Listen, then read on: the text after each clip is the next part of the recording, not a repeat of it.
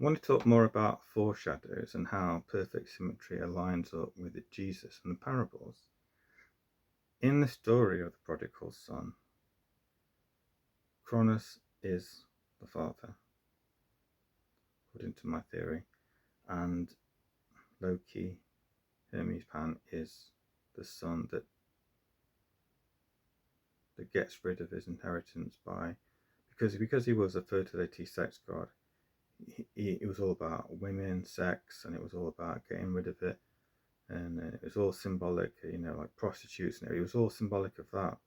And then at the end, he comes back, and instead of obviously rejecting him, he goes and sacrifices a cow, and he gives him a ring, and he says, "My son was dead, and now he's alive." And the brother is jealous. Now, who would that brother be other than Zeus, Thor? And the reason being is because there was sibling rivalry between the both of them, because both of them wanted to be the king of Midgard, which is Earth. And in the story of The Sixth Sense, I believe that Bruce Willis's character, Dr. Markham, is in fact symbolic of Kronos, and that Vincent Grey is his son, Loki, who couldn't grow up. He was disturbed, just like it says within Disney's Loki and the Marvel films. Loki was disturbed. He had issues. He was not as strong and brash as Thor. He loved his mum. He had all sorts of problems in his life. Within the stories of Hermes and Loki, he wandered the fields and just played music and womanized with nymphs, and even and just, but he was still a god of shepherds and looked after people as well. And he became so beloved amongst the gods that even though he was actually a demigod and a lower deity, not as high as Kronos and Zeus, he became their favorite. No wonder Jesus would talk about him in that way. No wonder Kronos would talk about him in that way. Having a favorite, it's the one thing you are told as a parent, even though I'm not a parent, is not to do. But it seems that many parents do that. And so it became the foreshadow of every man that's ever lived since Adam. We are all like that. Now, obviously some of us more than others, but we're all fallen like that. And we all need to be forgiven in that way. And that's why we have to be born again, to come back to God. Now, in The Sixth Sense, there's so much symbolism, it's unreal. And like you say, like I say, you do have this time loop. Well, that's obvious because Brahma was a god of time, and that is something that's possible for him to go back in time. You see this time and time again. Obviously, it's a strange pun, but I know. But it's alluded to in Picard, where you have Q, who is Gene Roddenberry said was from the word quantum, which is obviously another word for time, and he could click his fingers and go forwards and backwards in time, and he allowed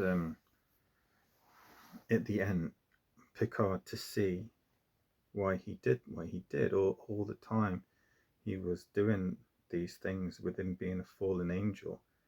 He wasn't like God himself. He wasn't benevolent in that way, but he still loved his son. And it's revealed in Picard that he says, do you not understand now, Picard, what's happening? You know, and and Picard says, why me? And he says, why not? And then Picard says, well, people have died along the way. And he says, yeah, they would have, Elnor or so and so would have died anyway in any timeline, indicating that he understood the multiverse, which is what Vishnu is a preserver of. And what scientists say is possible now, that there are multiple universes. This is not the only one.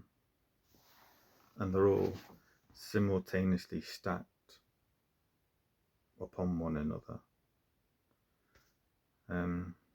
Which is where you see lots of films talk about the multiverse nowadays. And ultimately, Brahma, Kronos, was saying goodbye to his son. He said, you're my favourite, and I'm not allowed to have a favourite, Picard. And Picard literally says goodbye and hugs him. And then he sends the crew into time, to another time zone where they were at the beginning, and then they basically save themselves. You know,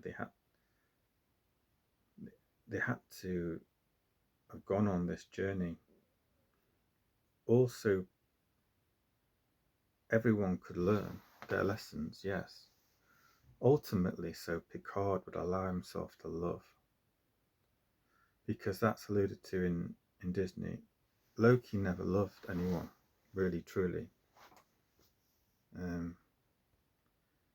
He had lovers, but he didn't actually have the one true love like he should have had.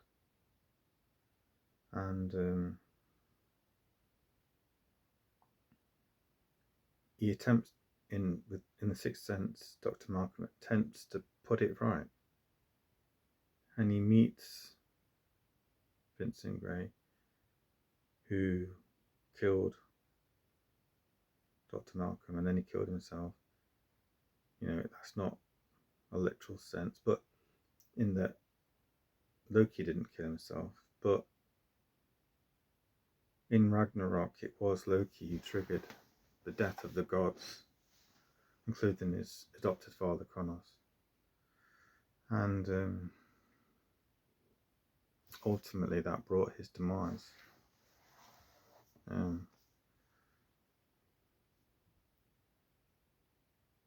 It's a lovely story in that God aligns it with our story, and Sixth Sense makes sure we all realise that the love of a mother and father and a son and a daughter is what it's all about. Love.